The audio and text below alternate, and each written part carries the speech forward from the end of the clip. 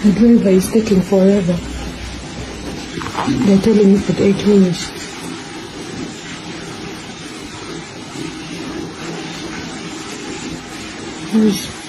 Where's my baby's car? Baby? I think I'm going to have them.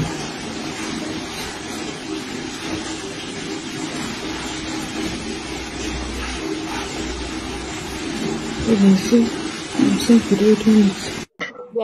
Yagenda mu kisenge nze nensigala mu ddiiro.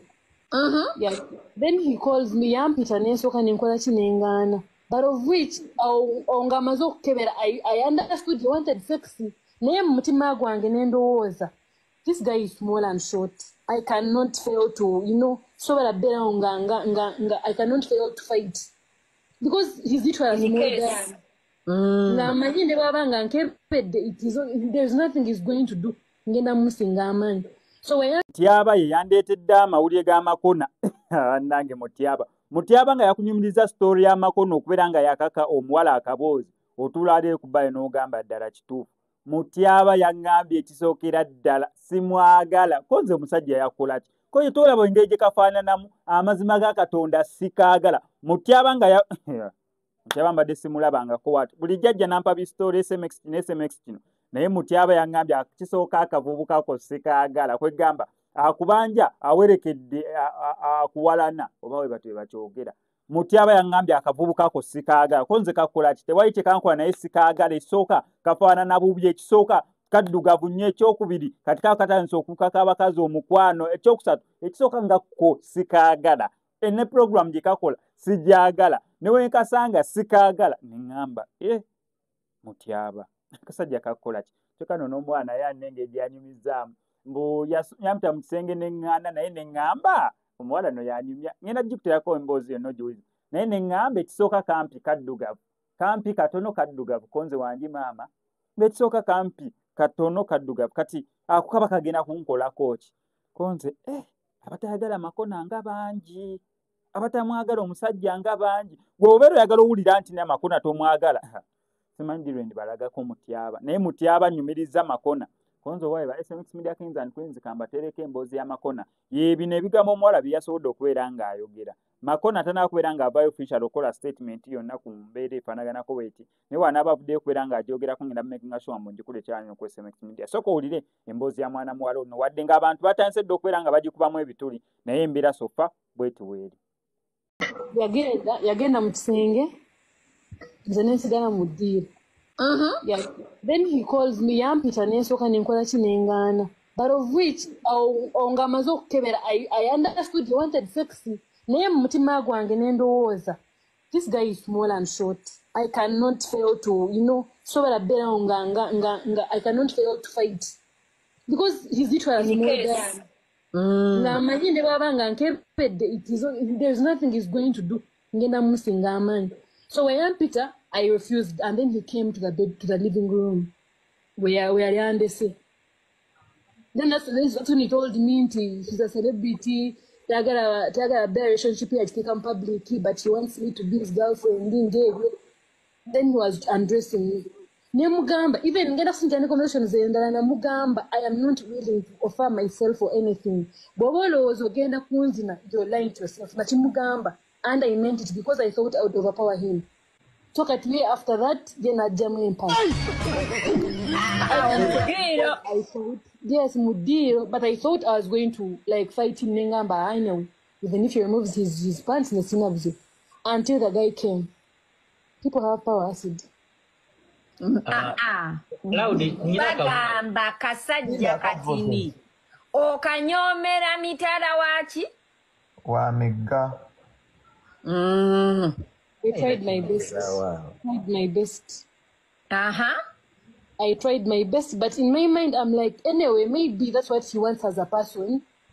There was something else I wanted. So maybe if he does that well and good, I didn't mind about that. I thank you. Ladies and gentlemen, omuwala agamba. At first, that was not her intention. Naye, if they came to an understanding, yandikiriza nebakola, Yes, we fought. Yes. Yes or no? Yes. Gender mass. But this person literally forced me. And I couldn't control myself because the other day like he was really forcing me. I told him I did not want to. Loud majority. Were you oyambadde? I was putting on black. Never black. No, like, was it pants or a dress or? It was a jean and a top. Perfect. Naji kwambula musabo obusajja obutini buba n'amaanyi. Genda mass. So I had to let myself be namuleka nakola teacher inokola. If he's to tell you the honest truth, I let him be. Namuleka and he did the fucking. Because I had no option at the moment. Nagezako kulwana nga sisobola. I tried my best. I even told him, I don't want this. Nangamba baby now. You know how someone really wanted to. And then after coming, he slept off and it was still raining. Ngamkazi watu nisa bodes in this my friend gave me the money. You get. Mu mawulire ge tulinawo akatambi k'amakona kamaze ne kafuluma fantastic lwakuba nti ekirungi akatambi si ka buseegu omuwala yavuddeyo na complaining ng'agamba nti makona yamukwata. The question is watuuka otya mu nju y'amakona? Wabaawo ebibuuzo ebyebuuzibwa. Bade ekyobola bino mbigamba abantu abali nnyo mu limelight mu abantu abalinamu kumanya. Bannange abakazi abasinga bajje wammwe bajja nga balina ebigendererwa.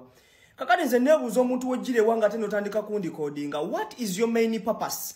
Obeera otegeeza ati nze kyobola bw'ojje wange simu evaako nkubuulira. Yenna kukubira ng'otuuse wange olina mukubira nkeera. Your phone has to be off nga nze njirina mu nsawo yange. I'm telling you. Kati bambira ba musajja watu makona. Musajja talina tabbu na muntu yenna. Yekolera mulimu gwe kusanyuka TV. Atalina any problem na muntu yenna. Kati labayo.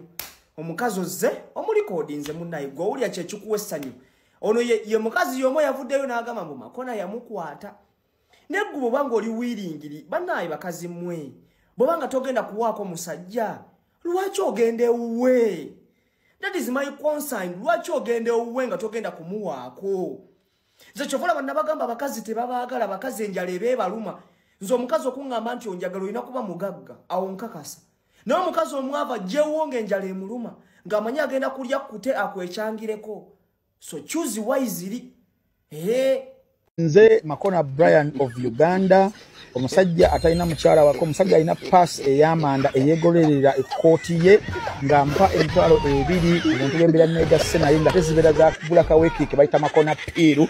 Nziza okuba nga mbagirira show eno Crossfire nga mbasuubiza nti nno ebintu by'okwegatta mbadde sibimanyi bulungi nnyo kyobola bannakkiriza essimu ebeere ng'enkwata nze Makona waabwe tugende mu show.